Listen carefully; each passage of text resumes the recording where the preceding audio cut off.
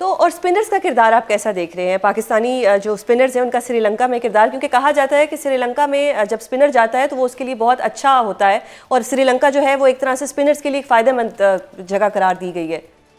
देखिए, बिल्कुल श्रीलंका में कंडीशन स्पिनर्स के लिए अच्छी होती हैं। पाकिस्तान के पास ज़बरदस्त स्पिनर्स हैं। अबरार बहुत ज़बरदस्त परफॉर्म कर रहे हैं। फिर उस्मान तारिक बहुत अच्छी तरह उन्होंने डेब्यू भी किया, परफॉर्मेंस दी। नवाज़ आउटस्टैंडिंग जो है वो फॉर्म में है। बैटिंग के साथ बॉलिंग के साथ बैटिंग भी बहुत अच्छी कर रहे हैं। तो आई थिंक कि पाकिस्तान के स्पिन ऑप्शंस बहुत अच्छे हैं। साम अयूब भी बहुत अच्छी बॉलिंग करते हैं साथ में बैटिंग के। तो आई थिंक ऑप्शंस बहुत अच्छे हैं स्पिनर, लेकिन एक चीज़ ज़रूर है कि स्पिनर को फ़ायदा तो होता है, लेकिन एट टाइम्स सेकंड इनिंग्स जब वहाँ आती है, नाइट गेम में स्पेशली, तो ड्यू फैक्टर भी इसमें शामिल होता है। तो जब ड्यू गिरती है, तो कहीं न कहीं स्पिनर्स को मुश्किलात भी पेश आती हैं। लेकिन ये है कि फर्स्ट इनिंग में स्पेशली जो है वो स्पिनर्स जो है वो काफ़ी अपना रोल प्ले करते हैं। सही। और ये डेथ ओवर्स में पाकिस्तान को बड़ा मसला रहा है, इस पर कैसे काबू पाया जाएगा? अगेन मैं यही बात करूँगा कि डेथ ओवर्स में आपके पास एक बेहतरीन ऑप्शन थी। अम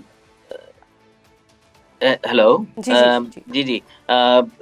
डेथ ओवर में आपके पास बेहतरीन ऑप्शन, अगर आपने हारिस रऊफ को नहीं रखना था, तो Wasim junior one of the finest bowlers for the death bowling, उनको भी नहीं आपने रखा, तो आपके पास शाहीन और सलमान मिर्ज़ा ही रहते हैं जो डेथ में बॉल करेंगे। सलमान मिर्ज़ा को भी आप देखा जाए तो मेनली वो पावर प्ले में 3 ओवर करते हैं और फिर 1 ओवर वो या मिडल में करते हैं या एंड पे करते हैं। तो आपको शाहीन ही आपके पास एक ऑप्शन रह जाती है डेथ बॉलिंग की। then again you are going towards all rounder and other bowlers, तो आई थिंक कि हम कहीं ना कहीं इस चीज़ को इस टूर्नामेंट में भी मिस कर सकते हैं। पाकिस्तान का T20 वर्ल्ड कप में शिरकत करने या ना करने के हवाले से तमाम ऑप्शंस आज वज़ीर आज़म और चेयरमैन PCB के दरमियान डिस्कस हुए, और अब पता लग जाएगा कि फ्राइडे को या मंडे तक एक फ़ैसला भी हो जाएगा। आपका क्या मशवरा होगा कि क्या पाकिस्तान को टूर्नामेंट का मुकम्मल बायकॉट करना चाहिए, या सिर्फ भारत के साथ होने वाले 15 फरवरी के मैच का बायकॉट करना चाहिए, जबकि बतौर एहतजाज टूर्नामेंट खेलने की ऑप्शन भी मौजूद है? इस पर आप क्या कहेंगे? देखिए, ऑब्वियसली जो मेन डिसीजन मेकर्स हैं उनके पास सारे सिनेरियोज मौजूद होंगे, तमाम ऑप्शंस भी खुले होंगे उनके सामने, और आई बिलीव के जो बेस्ट ऑप्शंस होंगे वही ये चूज़ भी करेंगे। मेरे लिहाज से पूरे टूर्नामेंट का बायकॉट करना आई थिंक बेहतर नहीं होगा, क्योंकि सही। उसके आपको कहीं न कहीं आपको चैलेंजेस सामने आ सकते हैं बाद में। सही। बट आई फील दैट अगर बहुत ज़रूरी है और कंडीशन ऐसी है, तो आप जो आपके पास ऑप्शन मौजूद है मैच एक फॉरफिट करने का या बायकॉट करने का, वो आपके पास मौजूद है। उसके ऊपर आपको ज़्यादा वो भी नहीं होगा बाद में, मतलब आपके ऊपर इतना एक्शन भी नहीं लिया जा सकता। सही। बाकी जो बात रहेगी आपके स्टांस की कि जो बांग्लादेश के साथ आईसीसी का जो रहा है वो बिल्कुल, अगर आप देखें रीसेंट पास्ट हिस्ट्री जो है, वो उसमें कहीं न कहीं इंडिया को फ़ेवर किया गया है, बहुत बहुत सारी जगहों पे किया गया है, और इस डिसीजन में भी ये चीज़ नज़र आ रही है।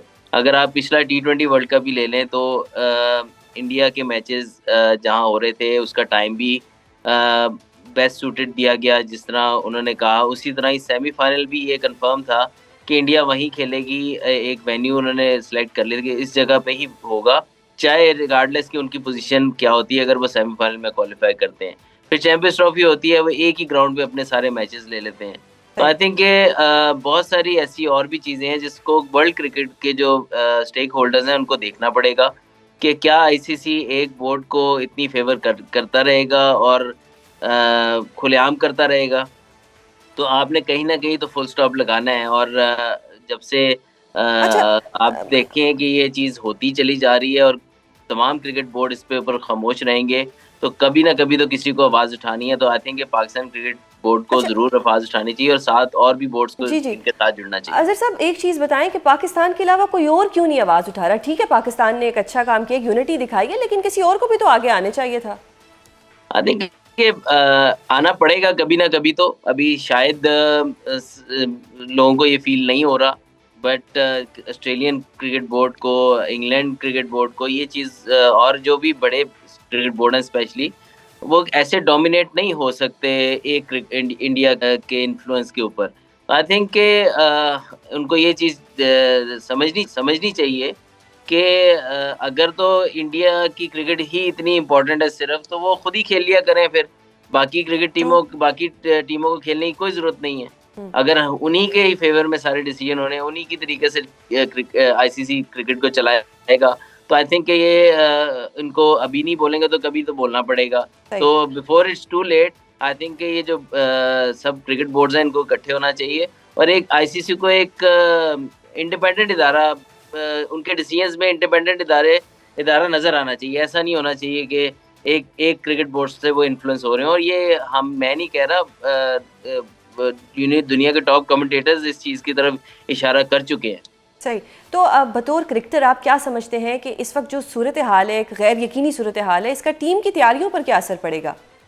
आई थिंक टीम को तैयारी अपनी जारी रखनी चाहिए। आई एम श्योर कि जो तमाम ऑप्शन है, देखें आप अपनी गेम की तैयारी पूरी करते हैं, बाद में जो डिसीजन होता है आई थिंक वो that is different. But I feel के प्लेयर्स को अपनी तैयारी भरपूर रखनी चाहिए। और सीरीज़ आ रही है अगेंस्ट ऑस्ट्रेलिया, तो वो तो होनी है ना, तो उसको तो आप उसकी तैयारी तो करेंगे, तो वो ऑटोमेटिकली आपके वर्ल्ड कप की भी। सही। तो टीम सिलेक्शन पर आप सेटिस्फाइड हैं कि जो टीम सेलेक्ट हुई है ये बिल्कुल बैलेंस टाइप पे है और ये अच्छी टीम है?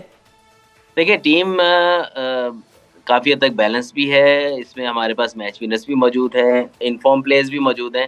बट कहीं ना कहीं आई फील कि यार हम थोड़ा सा जैसे जैसे हारिस रऊफ टीम के अंदर नहीं है।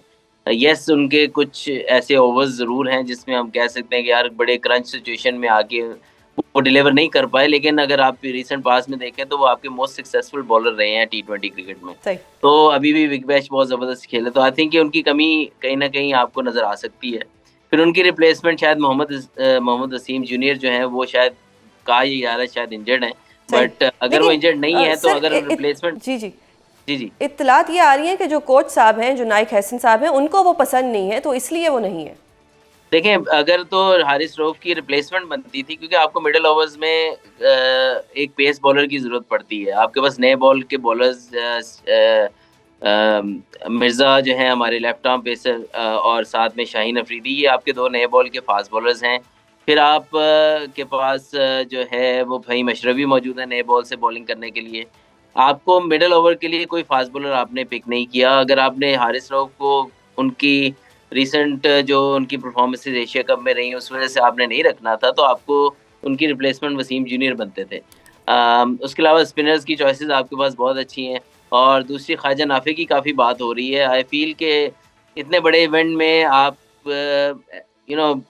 एक क्रिकेटर है, वो किसी भी चीज़ को गलत प्रूव कर सकता है, बट आई फील कि उसके पास उसके रिकॉर्ड में कोई ऐसी चीज़ नहीं है कि आप इतने बड़े इवेंट में जस्ट एज विकेट कीपर, जिसको अपनी डोमेस्टिक की टीम उनकी बहुत रेयरली कीपिंग कराती है, आप as a second wicket keeper आप ऑप्शन में लेकर जा रहे हैं उसको। और उसकी बैटिंग की परफॉर्मेंसेज, ये potential, he is a wonderful player, has a potential, but अभी उसने कहीं भी किसी जगह पे भी कहीं प्लेयर ऑफ द टूर्नामेंट नहीं लिया, कहीं कहीं किसी डोमेस्टिक सीजन में उसने कोई बेस्ट बैट्समैन नहीं हुआ। तो आई थिंक कि ये चीज़ें कहीं ना कहीं कंसिडर करनी चाहिए कि एक प्लेयर को आप वर्ल्ड कप में लेकर जा रहे हैं और बहुत सारी रेपुटेशन उसके लिए आप कर रहे हैं, लेकिन उसके एक्चुअली करियर रिकॉर्ड क्या है अभी तक का। सही। तो I have full praises for him as a talent and potential, but अभी तक अपने कहीं भी जगह पे उसने अपने आप को सीमेंट नहीं किया था और पाकिस्तान के लिए वर्ल्ड कप में जा रहा है। सही।